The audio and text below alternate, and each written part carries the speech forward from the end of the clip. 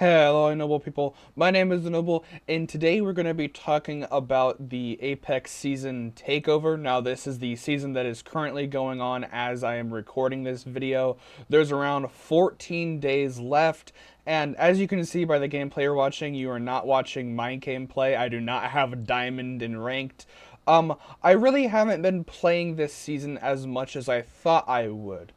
Um, and I kind of want to go over and kind of talk about this. This is mainly going to be unscripted, as I feel like videos where I'm giving my thoughts and opinions and feelings of things should be unscripted. So I might ramble on. I'm going to try and make this not that long. Some of the videos that do tend to go longer than 10 minutes don't do well on my channel, so I want to keep stuff in concise. But the main idea of this video today is me going to be talking about my feelings actually on this season overall. So this season started on the 11th of February and is going to be ending on the 6th.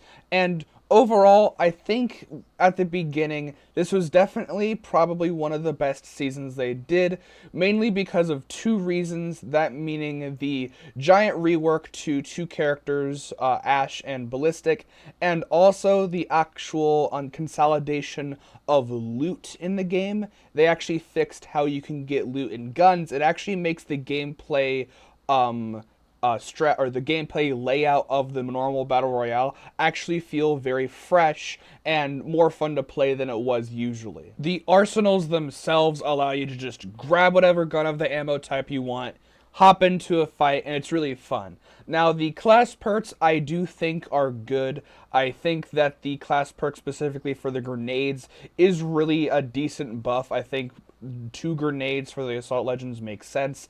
I don't really get the faster reload and movement speed when you crack someone's shields. It does feel strong. They did have to nerf it actually a little bit. It is good, and I think it's a good passive. Now, the only problem that I did have with this season is when they had the halfway update, they decided to do this for the Skirmisher Legends.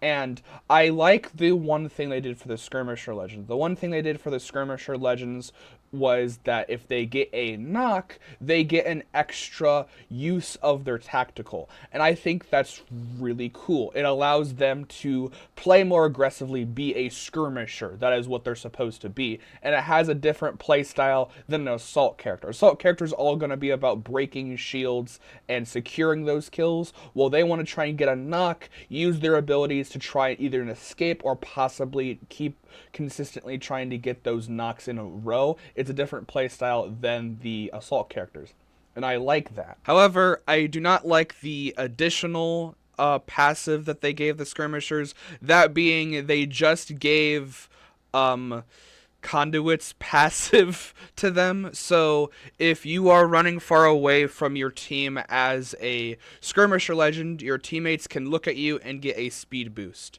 And it is not a speed boost for you specifically, it is only for your allies, which, yes, it's fine for you to have a passive that's tied specifically to allies. I mean, the support characters have that for faster reses, but at the same time, them just taking a character's ability and slapping it on a group of characters seems like a really big cop-out. I don't even think Conduit's passive in general is the best. I think they could have done 100% a way cooler passive. I mean, there's way cooler and like involved passives. I mean, they literally just gave Ash a dash passive that's insanely strong. So the fact that Conduit has just, oh, you're gonna get a speed boost if you're looking at me, it's a little weird. But I don't think that was done very well. And with the actual character changes, they did do a bunch of character changes. The most biggest ones were with Ballistic, Ash, and Alter. And I don't play Ballistic too much, but when I did play him to test it out, I could definitely see how them making him more useful was happy. Like, make him... The people who play him were definitely going to be happy with those changes. I specifically like the fact he can put care package weapons in his sling now. That makes him more versatile and allows him to actually hold on to care package weapons longer, since they have reserve ammo. So being able to just have a Kraber in your back pocket that you can alt and have an unlimited ammo Kraber is always going to be nice. The Ashe passives, I really liked it. Ashe was my favorite character in general. I really liked how her playstyle is. Now, she was my favorite character until the altar changes. It was kind of a tie between altar and Ashe, and I knew that Ashe was going to get changed, so I figured I would like the Ashe changes, and I do. I think all of the changes to Ashe were really good. However, they nerfed her, and I don't like her nearly as much, which I understand nerfing her, but a good idea for how I think this is a little stupid is Lifeline was got giga buffed when she got her rework, and they didn't nerf the support class or nerf her character until the next season, this season. So the fact that Ashe got nerfed in the halfway season is really big, and it wasn't like she was like a huge threat. There's still ways to counter her. Like Lifeline was like an insanely big threat with like Gibby Newcastle Lifeline setup, so you just couldn't kill the team because they would just keep rezzing, and it was so broken. So the fact that they nerfed Ashe was kind of upsetting. Now, the altar changes I think are amazing, and if they decide to nerf altar, I'm going to be very sad. As a matter of fact, I want to do a noble way of altar.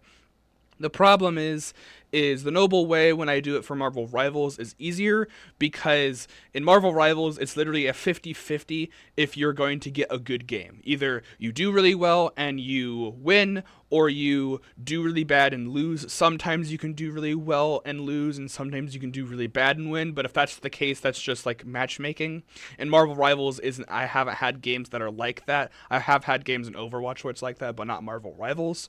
So for going to a battle royale instead of a person or a team-based shooter from a battle royale is a lot different.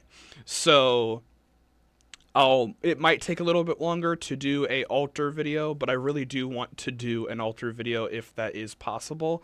However, there is some duds, and the biggest thing is the monetization hasn't gotten any better. And there is also rumors about Apex 2.0, and I kind of wanted to use the rest of this video to talk about that. Basically, I think the actual content they did add that is new was fun.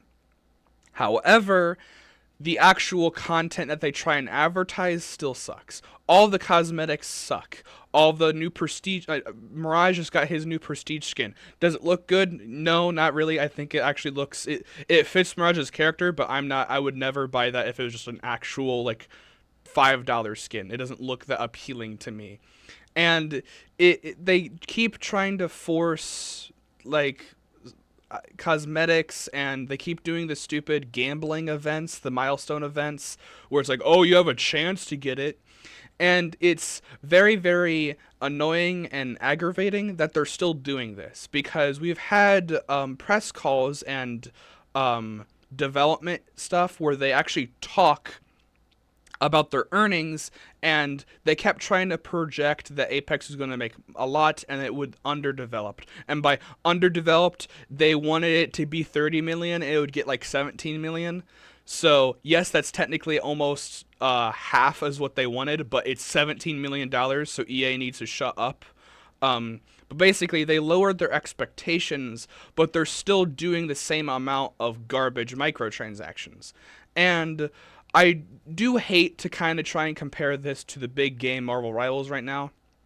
I think Marvel Rivals is still probably the best example of doing this stuff right.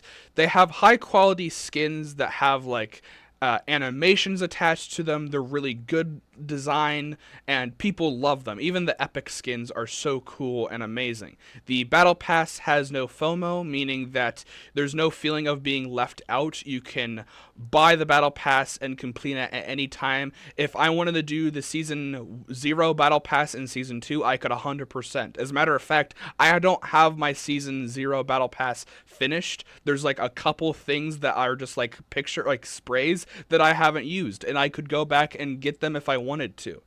And I really like that. And they do have some stuff. The new recolor thing in Marvel Rivals was a little bit weird, but they might actually change it because they listen to fans. And I'm really mad that they don't listen to fans when it comes to Apex. And with the new season, supposedly we are finally getting our new legend after a year. And I did say if we don't get a new legend, I will make a video to stop playing Apex, because I will literally tell people you cannot have a hero shooter game and not drop a new hero for an entire year, like over an entire year. I do not count the Lifeline rework as a new hero. It's still Lifeline. The only thing technically new would have been her ultimate passive, and they kind of changed how her drone works. But that's just a slight rework. And they could very easily do the reworks alongside new legends, and if it comes to the point where we have to do another year, or it takes multiple seasons to get a new legend, I will make a video talking about how Apex isn't doing what they need to do. I have no idea what this new legend's going to be. Supposedly, it might be a character with a bow and arrow, which I don't really like characters that just their abilities aren't that creative. Like, Alter is really cool because her abilities are very unique and creative, so hopefully this character has good abilities, but I'll just be happy with a new character. Overall, I think this season was a step in the right direction. They did a lot of stuff good. As a matter of fact, I'm going to hop on probably after I'm done making this video, and I actually probably will stream. So if you are watching this when it first releases, I'll probably be live right now recording, because they're doing something really cool with the creator challenges this season.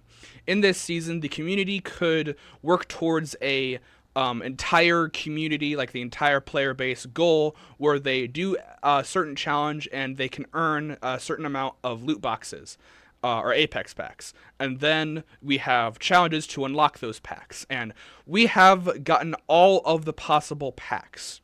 We have gotten the 20 packs each single time.